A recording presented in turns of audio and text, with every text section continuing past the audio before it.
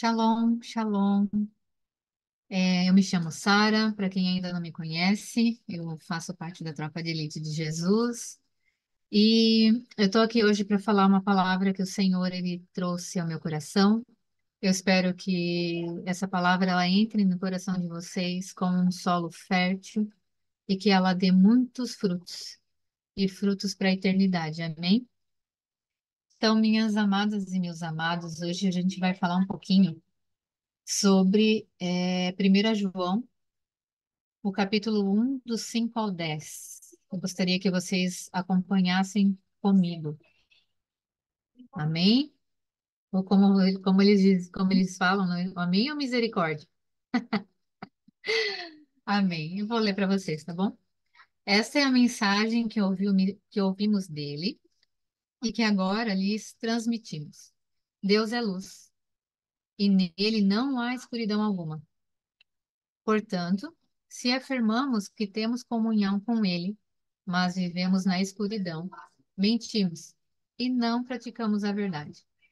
Mas, se vivemos na luz, como Deus está na luz, temos comunhão uns com os outros. E o sangue de Jesus, seu Filho, nos purifica de todo pecado.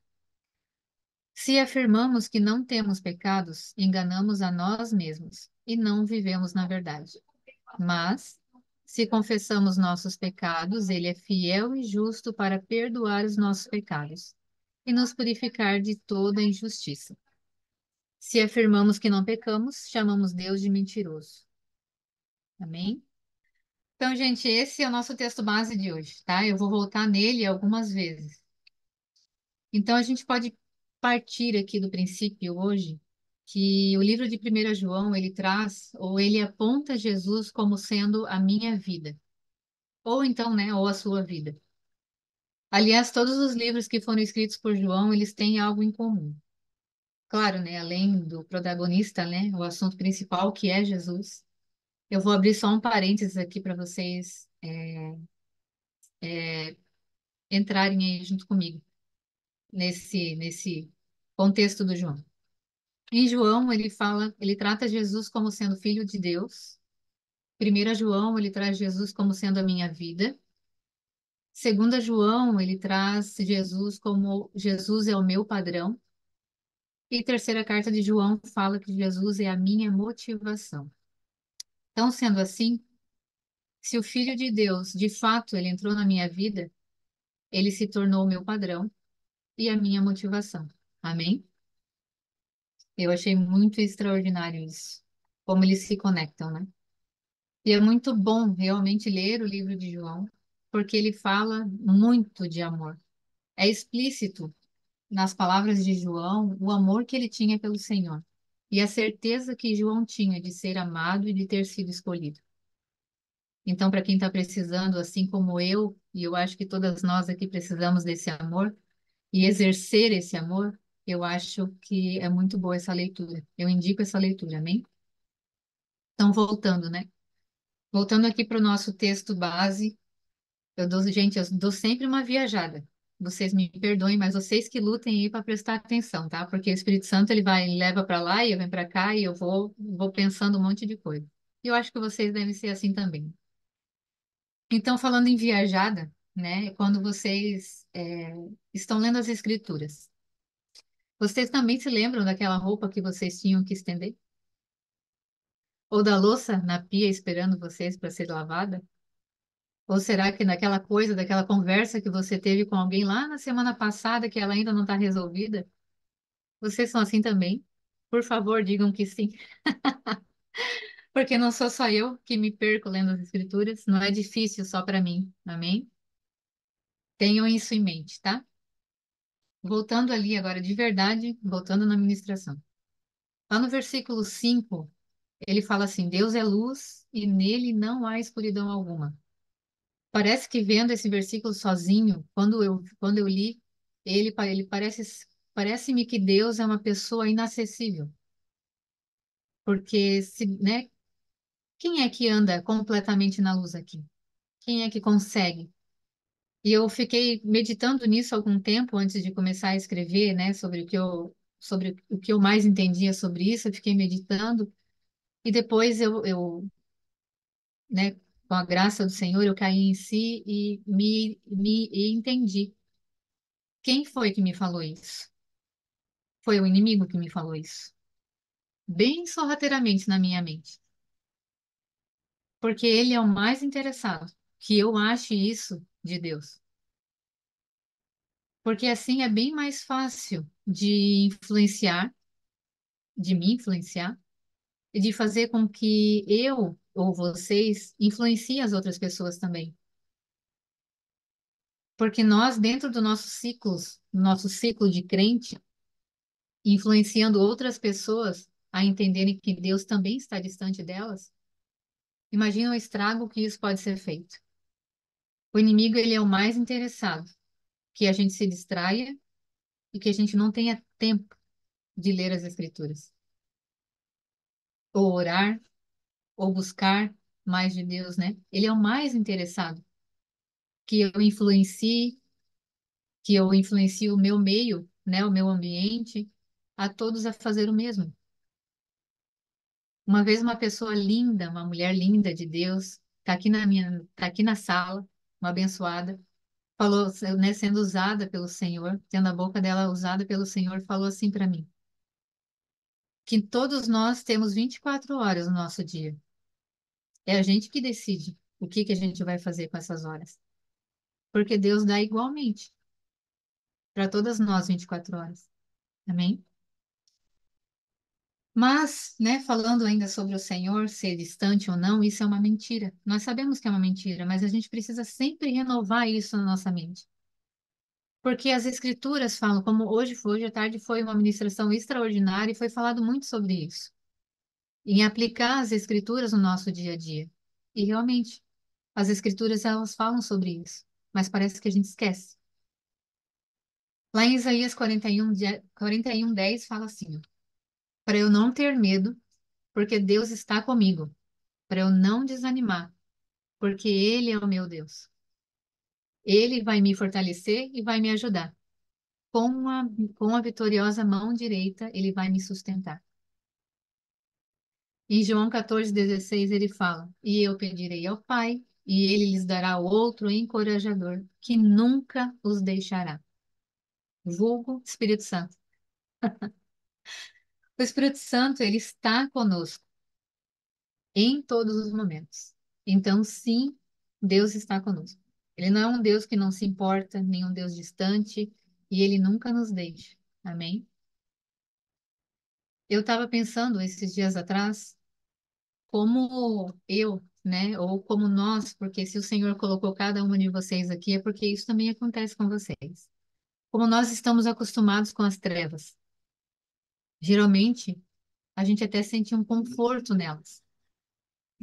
Parece que nos nossos olhos, assim como lá em Saulo nós lemos, tinham escamas nos olhos deles. E eu realmente acredito que a escama e que à medida em que nós nos achegamos no Senhor, elas vão caindo. Porque, né, está escrito que achegai-vos a Deus e ele se achegará a vós. Então a gente devia se incomodar com as coisas desse mundo. Como diz, né? Não vos conformeis com as coisas deste mundo. Muitas vezes a gente se conforma. A gente se conforma com aquele xingamento, com aquela fofoquinha, com uma mentirinha aqui, uma mentirinha ali, porque, meus lindos, se incomodar com guerra, com corrupção, com fome, grande parte da população elas também não se conforma. Com isso, nós não somos diferentes dos ímpios. E lá em Lucas 17:10 ele fala assim: da mesma forma como vocês obedecem, devem dizer: somos servos inúteis, apenas cumprimos o nosso dever. Já pensou? Em que nós nos diferimos, né? Então, meus filhinhos, aquela coisa bobinha que está no nosso dia a dia, que é igual aquele. Vocês já viram aquele matinho que tem, né, nos terrenos, assim, quando a gente mora em casa? Tem aqueles matinhos que a gente pensa que é pequeno, Mas quando a gente vai arrancar ele, ele vai saindo assim e vai arrebentando, e quando a gente imagina, já está com uma toiceira de mato na mão. Então, imagine que aquele pecadinho que ele parece bem pequenininho, ele é assim. Quando a gente vai arrancando, quando a gente vai puxando ele, ele vai rasgando a terra. Ele vai soltando, ele vai estourando as suas raízes. E quando a gente dá por conta, a gente está com um monte de pecado na mão. E esse monte de pecado, se arrancado dessa forma, ele pode nos machucar. Quando a gente começa a mexer, ele pode nos machucar. Mas é necessário tirar um a um, junto com a raiz. Não precisa arrebentar tudo de uma vez. Pode tirar de um a um, mas é importante que ele seja tirado. Lá no versículo 9, ele fala assim: Mas se confessamos os nossos pecados, ele é fiel e justo para perdoar os nossos pecados e nos purificar de toda injustiça. Para tirar o pecado da sua vida, da minha vida, é necessário confessar e se arrepender. Ou se arrepender e confessar. Vamos imaginar aqui no mundo ideal, tá? Um mundo ideal, lindo, maravilhoso, porque hoje eu estou uma pessoa muito teatral. Então vamos imaginar aí comigo. Vamos lá. Falei, né? Xinguei meu filho, ou sei lá, às vezes é mais fácil a gente xingar o nosso marido, né? Ou a sogra, uma vizinha, sei lá. Imagina aí de quem que você falou mal. Que é mais bonito falar mal do que do que xingar, né? Não é a mesma coisa. Hoje mesmo, se você pensou mal de alguém, porque sim, gente, pensar também conta. É um pecadinho, né? É, é pecado. E você entende que foi errado, que você não deveria mais estar agindo dessa forma, certo? No mundo ideal, nós ainda estamos nesse mundo ideal, tá bom? Então, nesse mundo ideal, eu me arrependo, eu me sinto envergonhada, eu corro para o meu pastor, eu corro para a minha pastora, ou para a pessoa que eu estou sendo aconselhada, que em nome de Jesus ela é crente, cheia do Espírito Santo também. Vamos declarar sobre essa pessoa que ela é cheia do Espírito Santo. Então, eu confesso, e nós duas juntas a gente ora, abençoa o objeto do meu xingamento, e esse mundo ideal, ele é lindo, ele é maravilhoso. Todas nós fazemos isso aqui, né? Pois é. Eu não faço sempre. Eu já aproveito e confesso aqui na frente de todo mundo que eu não faço isso sempre.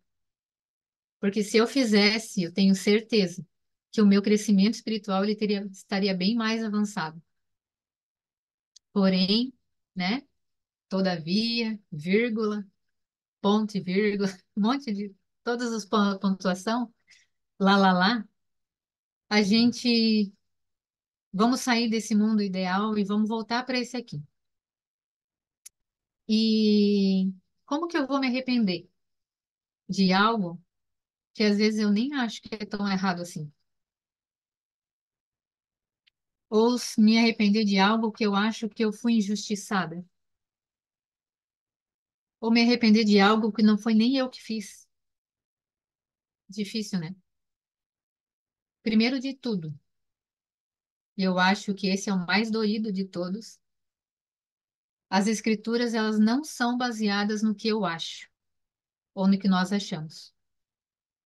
Ponto final. Não existe um comentário sobre isso.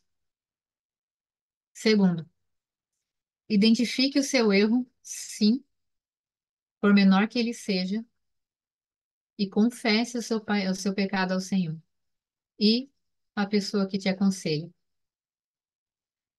Mas que, né, que coisa, até quando que eu tenho que fazer isso? Até você se arrepender de verdade. Até que isso não doa mais no seu coração. Ou até que você entenda e doa o seu coração porque você ofendeu a santidade do Senhor. Amém? Então, continue a fazer isso até que isso não seja mais um problema na sua vida. Use aquele filme da Dory e fala: continue a nadar, e continua. Lá em Atos 3:19 fala assim: agora arrependam-se e voltem-se para Deus, para que seus pecados sejam apagados. Arrependam-se e voltem-se para Deus. Aqui já está bem claro. Então, acho que a gente já fechou esse assunto, está tudo entendido. Todo mundo aqui já identificou o seu erro, todo mundo aqui já está confessando, já está anotando aí para confessar depois, mandando áudio para a pastora. Gente, eu estou falando aqui em tom de brincadeira, mas esse assunto ele não é uma brincadeira, ele é um assunto muito sério, que leva as pessoas a viver uma vida superficial, como a gente viu hoje à tarde, que eu posso ficar passeando no átrio do Senhor, passeando nos pátios, indo de um lado para o outro, sem entender que é minha responsabilidade. É minha responsabilidade o meu relacionamento com o Senhor. É minha responsabilidade identificar o relacionamento que não faz parte da minha vida. É minha responsabilidade ver o que eu estou fazendo de errado. É minha responsabilidade consertar o meu caráter quebrado. É minha responsabilidade corrigir o pensamento que ainda está errado, que ainda não foi elevado ao Senhor, que não foi levado cativo ao Senhor. É minha responsabilidade ler as Escrituras. É minha responsabilidade orar e buscar o Senhor. Então, quando eu entender, quando as pessoas, né, ficam de um lado para o outro, voltando, deixa eu voltar ao meu pensamento, que eu fui longe agora. Quando eu voltar e entender que eu preciso, sim, fazer muitas vezes aquilo que eu não gosto, que muitas vezes eu vou precisar renunciar àquele prazer, ou àquela pessoa, aquele desejo, aquele estar bem. E eu preciso entender que muitas vezes, e até a maior parte delas, o nada a ver tem muito a ver. Porque esse detalhe me faz acabar copiando as coisas do mundo e achando que é tudo normal, que é tudo lindo, que eu tenho mesmo que respeitar tudo. E um dos problemas disso, eu falo um dos porque existem outros problemas, é que o inimigo ele vai se infiltrando dentro da minha normalidade. Ele vai quebrando princípios que eles já deveriam estar fixos em mim e eternos. E isso é muito sério, porque Deus, ele é um Deus de princípios e é um Deus eterno. Ele é um Deus imutável. Ele não muda só porque eu preciso dele de outra forma. Ele não é um Deus de placa de igreja, porque eu posso pensar que a minha igreja ela está certa. Eu não, né, eu não leio as escrituras, eu busco uma vez na semana e eu acho que aquele lugar que eu estou indo é certo. Mas eu vejo o meu líder, um líder que está lá fazer algo que é errado. E eu não tenho base suficiente nas escrituras para saber que se aquilo é errado ou não. Então eu vou copiar. Lembrando novamente do que foi falado sobre a sua responsabilidade em se achegar ao Senhor. Não existe mais um único sacerdote que leva o sacrifício pelos pecados do povo. Lá em 1 Pedro, a gente já está cansado de ler reino de sacerdotes, nação santa. Então quer dizer que eu sou o sacerdote. E agora é eu quem devo apresentar o meu sacrifício. Não tem parede preta e nem branca, nem pastor famoso, coach, influencer, seja lá o que for. A sua vida, ela deve estar baseada nos princípios eternos das Escrituras. Amém? Não importa o que o outro faz, importa o que você está fazendo, baseado no que o Senhor falou. Veja, o falou, ele já está no passado, é porque ele já falou.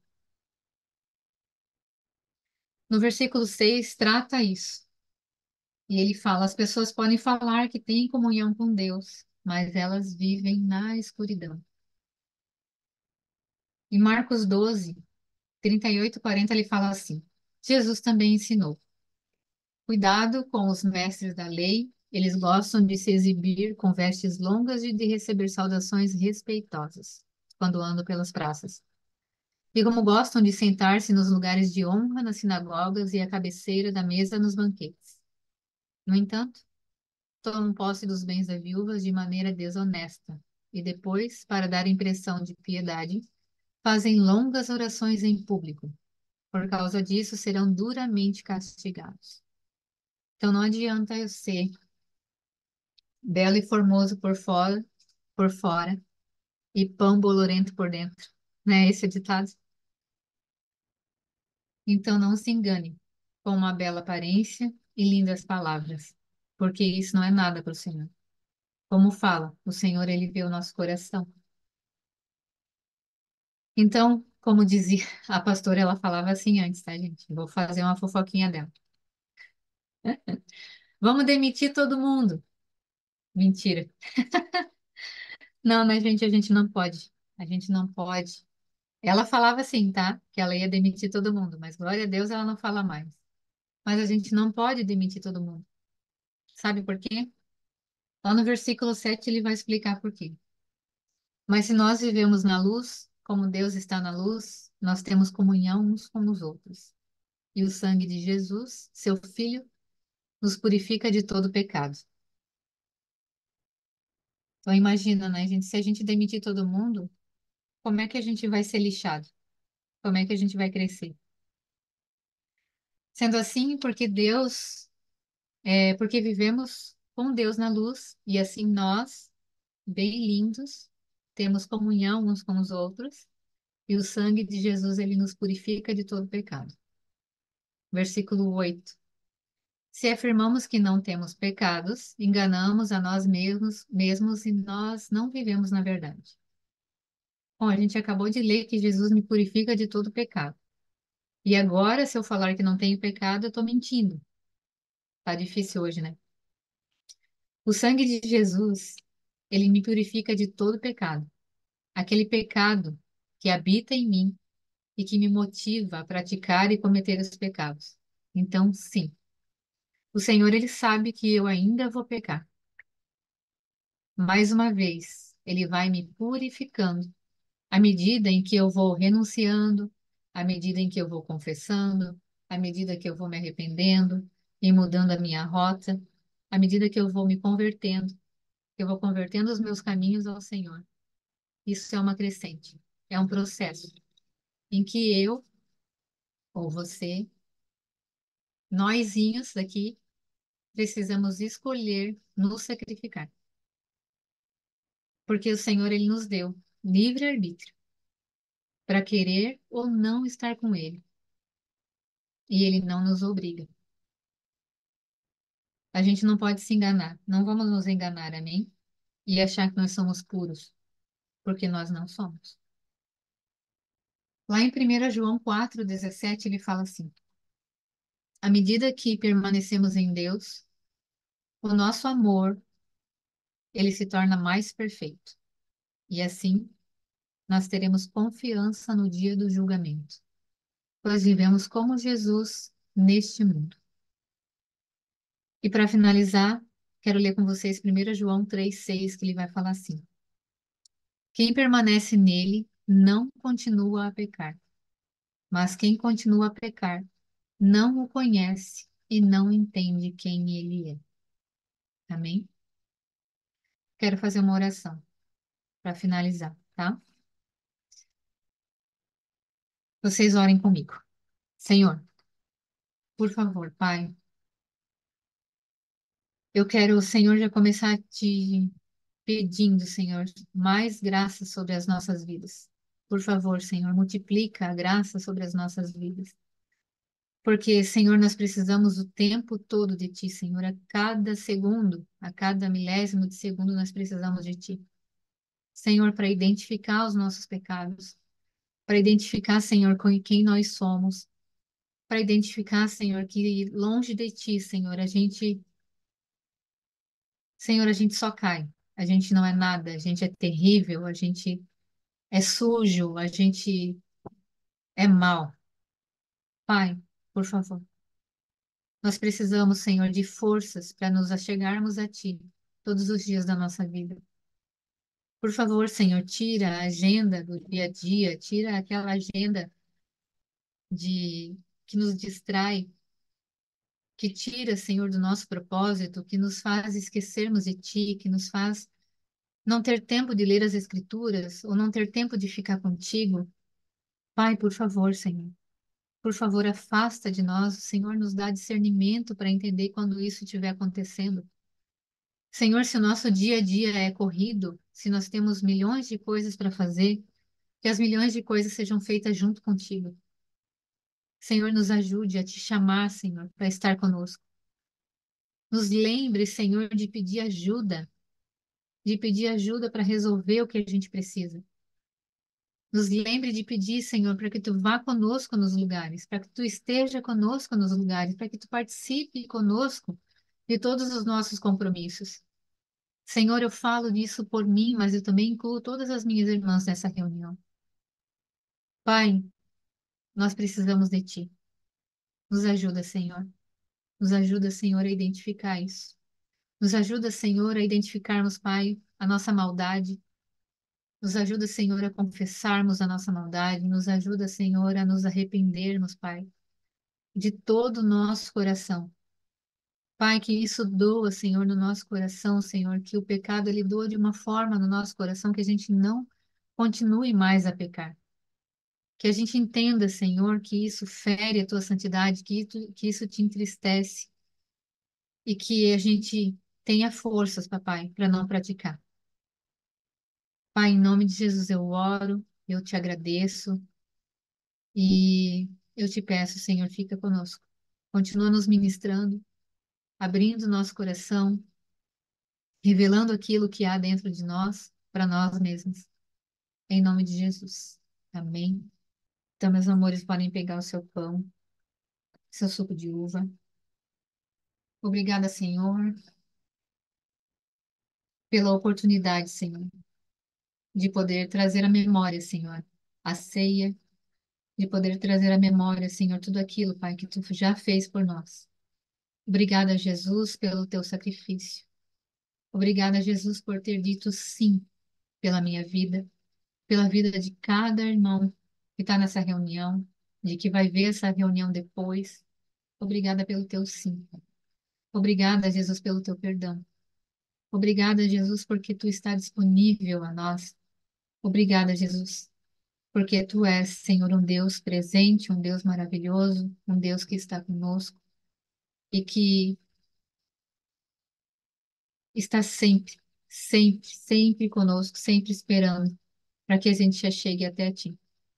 Pai, por favor, perdoa os nossos pecados, perdoa as nossas dívidas. Por favor, traz a nossa memória para que a gente possa nos achegarmos, nos purificarmos, Senhor, diante de ti. Em nome de Jesus. Pode comer o seu pão.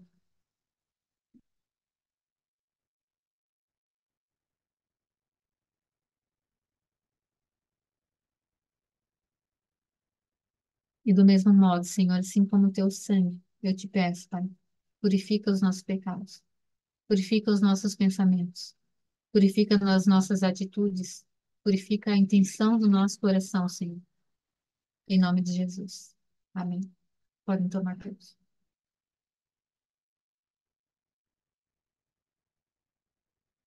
Glória a Deus.